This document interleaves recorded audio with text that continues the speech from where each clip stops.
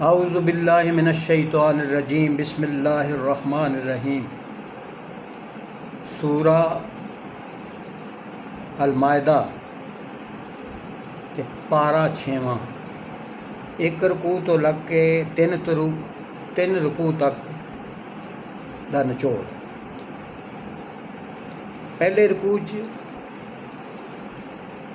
एक हदायत की गई है भी नेकी ते तकवे दे कम्मां च एक दूजे की मदद करो तो गुनाह ते ज़्यादती दे कम्मां विच तामन ना करो। नेकी ते तकवा दे कम्मां च तामन करो, गुनाह और ज़्यादती कम्मां तामन ना करो। इवें बई नरोल गुनाह करना ही भैड़ी गल नहीं, सगों इहदे हवाले नाल किसी किस्म का तामन करना भी गुनाह है।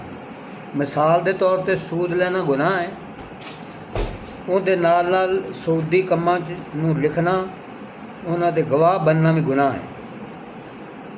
दूजे रकू च फरमाया कि इंसाफ करन दा झंडा फड़ के खड़े हो जाओ।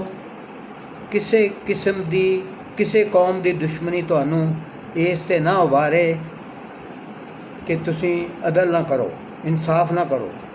अदल करो, यह ही परहेजगारी के करीब है। तीजे रकू फरमाया उहदे विच बनी इसराइल दे एक अहद लैन का जिक्र है। अल्लाह ने उन्हां कोलों अहद लिया बई तुसी नमाज कायम करो, ज़कात दोगे तो मेरे रसूलों ते ईमान लियाओगे, उन्हां दा साथ दोगे, अल्लाह दे दीन की मदद लई माल खर्च करोगे तो मैं तुहाडे गुनाह माफ़ कर दियागा ते तुहानू जन्नत दे बागां विच दाखल करांगा। पर भैड़ी किस्मत नाल बनी इसराइल ने इस अहद नूं तोड़ दिता। फिर अल्लाह ने उन्हां ते लानत की, तरह तरह के उन्होंने ज़ाबां फसाता।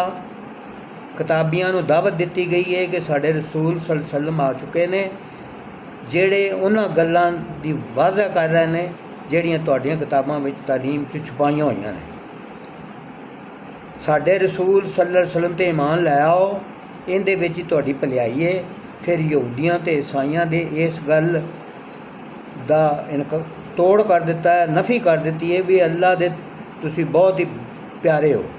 पूछा गया अगर वाकई प्यारे हो तो फिर अल्लाह वालों तुहाडे उत्ते अजाब क्यों नाज़ल होंदे रहे ने।